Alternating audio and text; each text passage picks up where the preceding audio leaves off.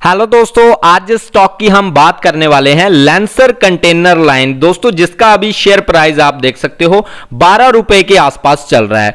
आज से कुछ टाइम पहले दोस्तों इसका जो शेयर प्राइस था 15-16 रुपए के आसपास चल रहा था।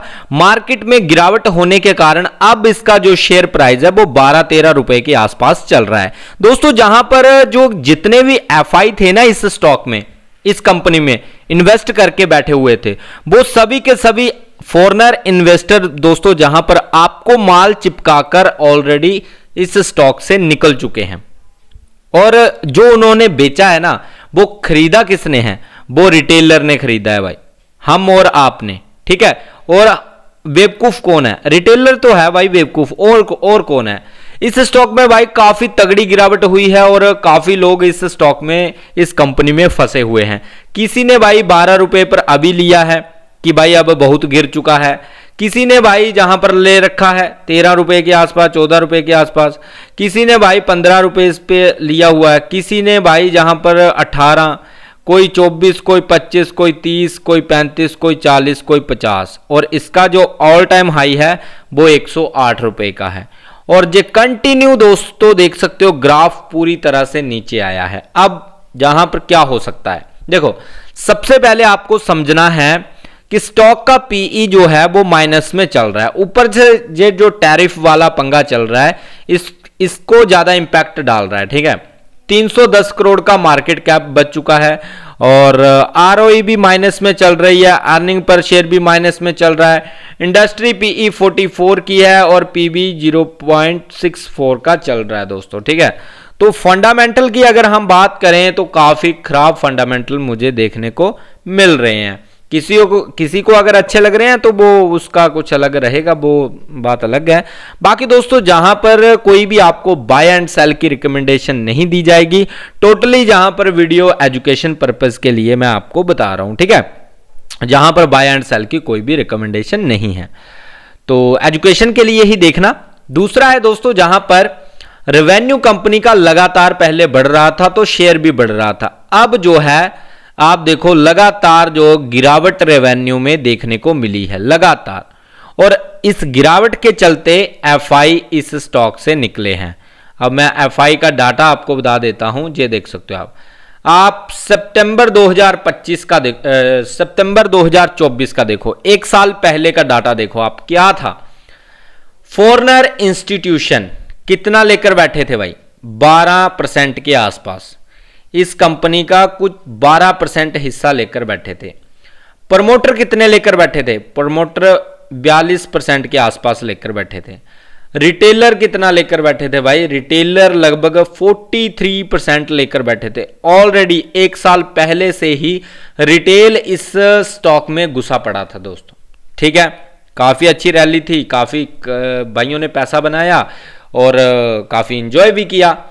फिर आता है भाई दिसंबर, ठीक है, थर्ड क्वार्टर, हुआ क्या? सीधा इनकी जो होल्डिंग थी 12% के आसपास, वो सीधा आ जाती है एफआई की होल्डिंग 6%। हुआ क्या? माल किसने खरीदा? जहां पर 42 था, और आप देख सकते हो अगर मैं इसकी बात करूं जहां पर प्रमोटर की, तो प्रमोटर की सेम थी और आपका रिटेलर ने खरीदा। बेचा किसने? एफआई ने।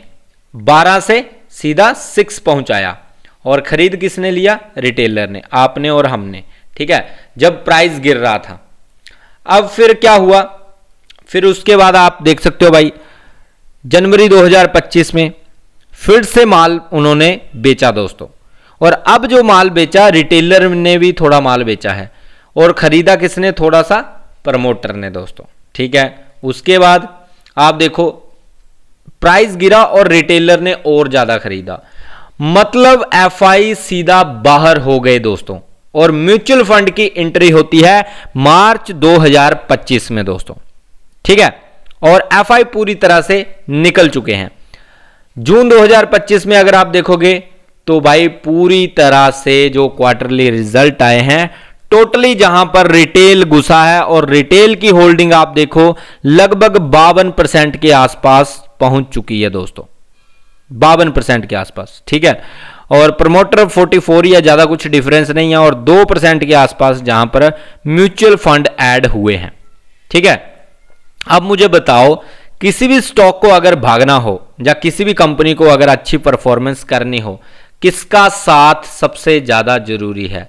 तो मैं आपको बोलूंगा दोस्तों FI, फॉरेनर इंस्टीट्यूशन। जब तक उनका दोस्तों साथ नहीं मिलता है तब तक ये स्टॉक नहीं भागने वाला, और ऑलरेडी बाई वो बेच बूझ कर भाग चुके हैं। अब उनकी फिर से एंट्री आएगी तब जाकर इसमें कुछ मूवमेंट आपको देखने को मिलेंगे।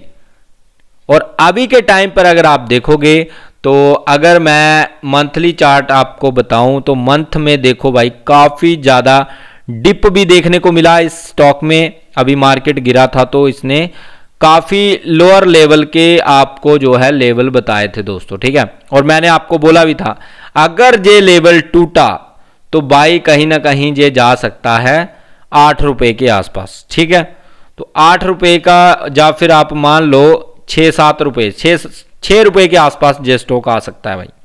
अभी 12 रुपए है, जहां से भी गिर सकता है, क्योंकि जिस तरह से इस मंथ में वॉल्यूम पिछले मंथ के मुकाबले बढ़ते हुए देखने को मिले हैं। जहां पर अगर आप देखोगे ना, अभी मंथ को काफी टाइम है और आप देखोगे यहां पर वॉल्यूम अच्छे आए हैं दोस्तों, ये देख सकते हो। ठीक है, पिछले मंथ के मुकाबले इस मंथ में कहीं ना कहीं वॉल्यूम अच्छे बढ़ते हुए नजर आए हैं।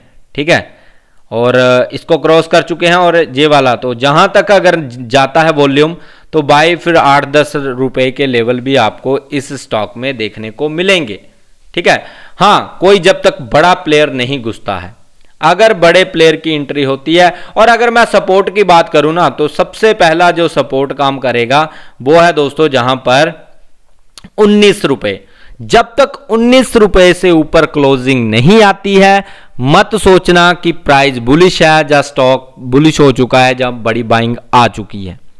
19 रुपए, 19 का क्या है 20 ही लगा लो आप। 20 रुपए के ऊपर जब तक क्लोजिंग नहीं आती है, जैसे ही 20 रुपए के ऊपर क्लोजिंग आती है मंथली, उसके बाद नेक्स्ट टारगेट ये 38 रुपए तक जाने की कोशिश करेगा। पर इसके लिए चाहिए बड़ा प्लेयर। बड़ा प्लेयर जब तक नहीं घुसेगा, रिटेलर जहां पर एक बाल भी नहीं उखाड़ सकते इस कंपनी का दोस्तों। ठीक है, जब प्रमोटर कुछ उलटफेर नहीं करते हैं तब तक तो ये सिस्टम हो रखा है भाई। अगर कोई स्टॉक लगातार गिरावट कर रहा है तो क्यों खरीद रहे हो भाई उसको? स्टॉक को बढ़ते क्रम में खरीदो। इस तरह से अगर स्टॉक का प्राइस बढ़ रहा है ना तो इस तरह से उसको खरीदो। ऐसे स्टॉक में ग्रोथ होता है, कंपनी ग्रोथ कर रही है तभी उसका प्राइस भाग रहा है। आप क्या करते हो, आपका उल्टा है भाई। उल्टा कैसे है मैं आपको बताता हूं। आप खरीदोगे ऐसे स्टॉक को जो डाउन ट्रेंड में है, इस तरह से लोअर लो बना रहा है, जो लोअर लो बना रहा है जो, तो भाई इसमें नुकसान नहीं होगा तो क्या होगा आपको नहीं पता। क्या ये स्टॉक गिर रहा है, 0 भी हो सकता है, 1 रुपए भी हो सकता है, 2 रुपए भी हो सकता है, पॉसिबिलिटी तो है ना। और 1 का 100 भी हो सकता है, पॉसिबिलिटी तो ये भी है। पर अभी के टाइम पर तो भाई डाउन ट्रेंड में चल रहा है, इसका मतलब है कंपनी में कुछ भी अच्छा नहीं चल रहा है, इसलिए डाउन ट्रेंड में है।